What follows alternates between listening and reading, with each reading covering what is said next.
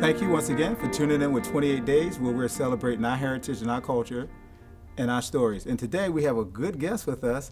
Her name is Joey. And Joey, I noticed your last name. Joey, tell people what your last name is. My last name, Kathos, and it's actually Greek, and it means as is or to be. So I kind of just adapted it as like my lifestyle. With Joy I Am is what my whole name means together. Okay. To be or not to be. I like that. Give people a background on who you are, Joey. Well, I was raised in West Philadelphia, Okay. same neighborhood as Will Smith. Okay. I've been doing music and dance and youth activism my entire life. And right now I'm a performing artist, a recording artist, an owner of a label, and still a youth activist. Okay. What in your childhood and growing up made you want to do the thing that you do, pick that field in particular? Growing up in West Philly was a little bit rough for me when I was younger because I had been to several different types of schools before like the 6th grade. I was in Quaker school, Catholic school, private school, public school, because my mom was trying to find, the best opportunities for me, but she couldn't afford it as a single mother. So I was a little bit different from the other kids in my neighborhood because I was exposed to a lot more, and I didn't really fit in. So I had to find a way to get over that, and music and dance became my outlet to express how I was feeling. Well, because you seem very strong and very Thank you. knowing who you are, like you say, to be, as your name states. What are some of the things that understanding? How were you able to see that you didn't fit in, and what was the differences that you saw that people wasn't used to your style, your aura? Well, my mother did a really good job in making sure that I believed in myself, and having, a strong foundation in empowerment and motivation at home kind of made me a little bit more different than the other kids because they didn't have their parents and they didn't have anyone guiding them through their everyday struggles of life that everyone goes through. I think what really made me stand out the most is that I didn't care that I was different. Okay, So I kind of just owned it and ran with it. Okay.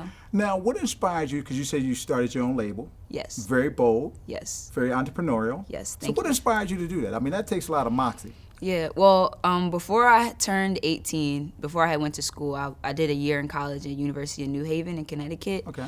Before that, I had been doing artist development as a young urban pop singer for a long time. I had meetings with a lot of labels at early ages, 12 years old, and I found myself being in this circle where I was kind of being put out there as a product to be molded into something that I really didn't want to be as an artist. Okay. I have a lot of things that I talk about in my music that mainstream media and mainstream industry shy away from. They don't want to address a lot of the things that's happening in the world today. And at a young age, I recognized that there was a need for that. There has to be an artist or an option for kids to listen to music that's not just senseless, that's not going to perpetuate something positive in their life. So once I got hip to that, I kind of just was like, you know what? I'm really trying to stay away from the mainstream thing right now until I find my voice and what I want to talk about.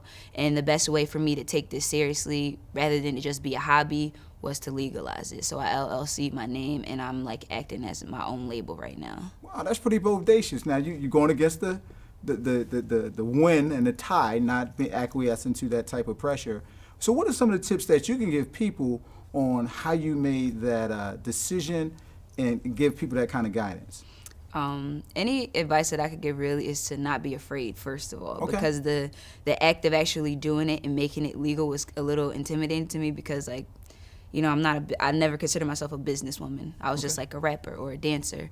But I think in order for people to start taking you seriously, especially in outlets that are artistic, you have to kind of put your stamp of approval on it. You have to do what you need to do, make your service agreements, let it be known that this is something that, if you want to do it for a living, you have to eat off of, and make sure you research everything that you're getting into before you get into it. Because a lot of my friends are like, yeah, I want to be a rapper, I want to be a dancer, and then they don't want to do the history on it. They don't want to go back and actually look at who did it before them in order to make what they're doing now better.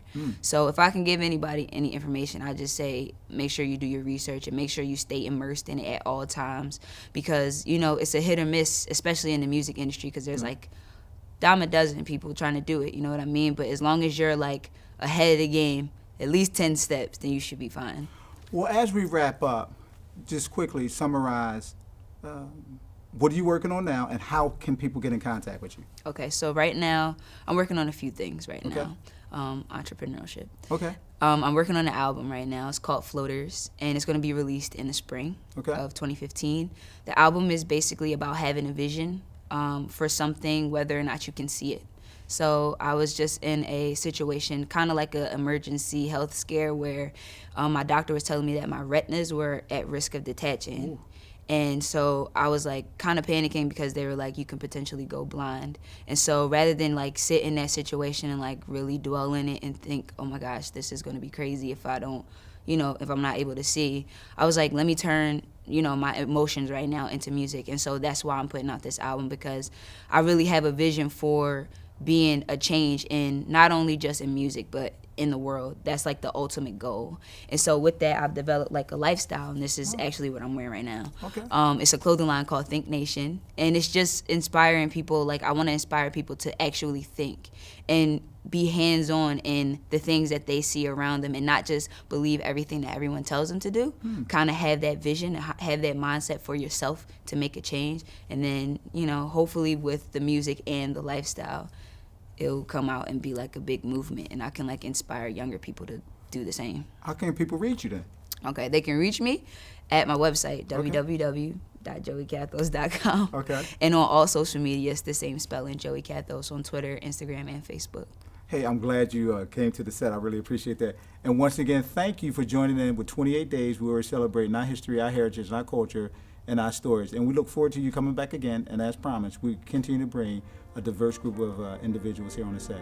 Have a great day.